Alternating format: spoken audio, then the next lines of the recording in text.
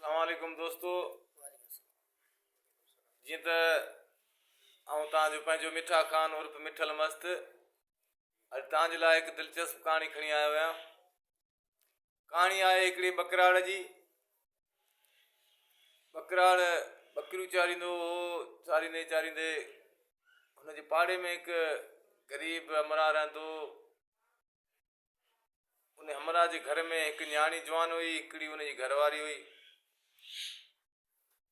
घरवारी ऐं हमरा पाण में हिकिड़े ॾींहुं वेही पाण में हिकिड़ी सलाह कई। चई पंहिंजे पाड़े में हिकिड़ो बकराड़ बकरियूं चारे थो, वीचारो ग़रीब आहे, हिन जो माउ पीउ को भाउ भेण न आहे, घर में हुनजे बि रधण पचाइण वारो केरु न आहे। पाण वटि बि हिकिड़ी न्याणी आहे, छो न पाण हुनखे पंहिंजी न्याणी जो रिश्तो ॾियूं ऐं हुनजो बि घर वसी वेंदो ऐं जेको आहे सो पंहिंजी न्याणी बि पंहिंजी अखियुनि जे साम्हूं हूंदी। ज़ाल मुड़ुस इहो पाण में फ़ैसिलो कयो। वरी उन्हनि पंहिंजी धीउ खां बि सलाह वरिती, मशवरो वरितो। धीउ बि उन्हनि जी राज़ी थी, जीअं बाबा जीअं तव्हांखे अम्मा खे सही लॻे तव्हां भले उहो फ़ैसिलो मूंखे क़बूलु आहे। हिननि पाण में फ़ैसिलो करे हुननि बकराड़ खे चयो त भई असां तोखे पंहिंजी धीउ जो संग ॾियण लाइ तयारु आहियूं, छा तूं इन ॻाल्हि ते मुतहिद आहीं? हुन बकराड़ चयो जे भई तव्हां मुंहिंजे घर ठाहिण में जे आयो राज़ी आहियो, तव्हां जे मूंखे संग ॾियो था त मूंखे को इतराज़ न आहे, बेशक वधीक जीअं तव्हां चओ ईअं कयूं। छोकिरीअ जेको पीउ हुन चयो भई असां तोखे छोकिरी परणाए ॾियूं था, पर छोकिरी जी आहे तोखे पारत।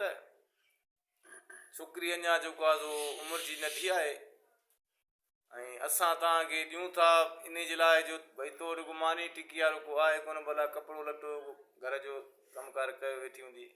हुन चयो आहे बिस्मिल्लाह, मूंखे को मसइलो कोन्हे, अगरि जे तव्हां मूंखे मुंहिंजे मथां या महिरबानी कयो था त को मसइलो न आहे, जीअं तव्हां चवंदो तीअं आउं करण लाइ तयारु आहियां। त ईअं करे ॿ टे ॾींहंनि में कुझु ॾींहंनि में उन्हनि जी शादी जा ॾींहं ॿधिजी विया। शादी छोकिरे जी उन्हनि कराई। हाणे शादी जी राति उन्हनि खे सहुरो जीअं पारत पहिरियां कयईं त वरी चई भई हाणे पारत त छोकिरी आहे नंढी, त हुन जेको आहे वञी पंहिंजी धीउ सां इहो उन्हनि खे परणाए घर में उन्हनि खे माना रवानो कयईं। हू विया हलिया पंहिंजे घर, सुहाग राति राति आई।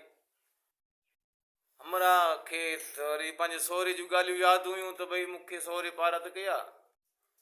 हुन सुहाग राति राति कुझु बि न कयो, जेको आहे सो पंहिंजे ख़ामोश थियो। ईअं दोस्त त जीअं हुननि पंहिंजी सुहाग राति कान मल्हाई, पंहिंजे सहुरे जे नसीहत मुताबिक़ पंहिंजी घरवारी खे काथी न लाथो, पासो वाराए सुम्ही रहियो। हलंदे हलंदे हिकिड़ो ॾींहुं ॿ ॾींहं कुझु टाइम गुज़री वियो, महीनो 15 ॾींहं।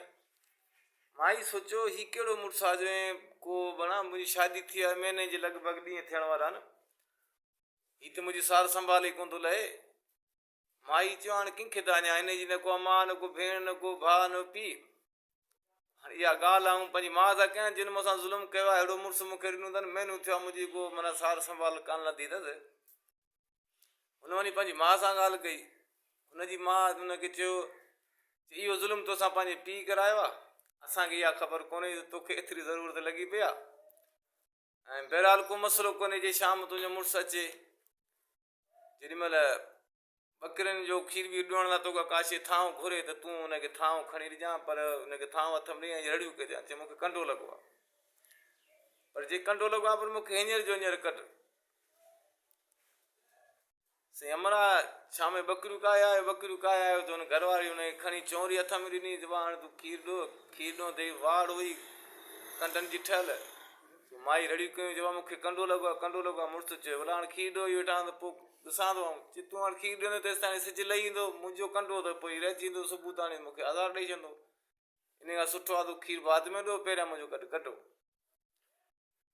हमरा मजबूर थी पियो, चई भला ठीकु आहे, को मसइलो कोन्हे, भला खीर 5 मिंट खणी लेट ॾियां थो।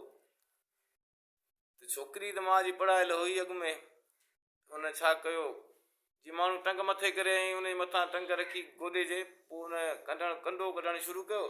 शुरू कयो त हुन छोकिरी आस्ते आस्ते करे पंहिंजो हुन पड़ो पातल घाघरो उन घाघरे खे हटाईंदी वई हमणा जॾहिं उन सामान ते अखि पिस त जवान खां ओॾी महिल रड़ छॾाए वई चए हूं के बीटण सोड़ो है बीटण मथे झिंड सांझी संझे बीटण मथे चए बणा आउं चवां अञा त सामान नंढड़ो आहे मथां त बणा ही डब कांटेड़ा फुटी आहिनि चए हाणे त कमु तयारु लॻो पिया देग दम ते आहे सांझी संझे मां चए बसि देग खे गन ॾिबो सो दोस्तो ही असांजी तव्हांखे ॻाल्हि पसंदि आई हुजे त लाइक सब्सक्राइब ज़रूरु कंदा कमेंट ज़रूरु कंदा त जीअं असांखे मालूम थिए त तव्हांखे असांजी वीडियो केतिरी पसंदि अचंदियूं त असां तव्हांजे लाइ वधीक वरी महिनत करे वधीक वीडियो ठाहियूं सो हाणे हयातीअ जो ख़ैरु हुजे सिंध सलामत साल सलामत।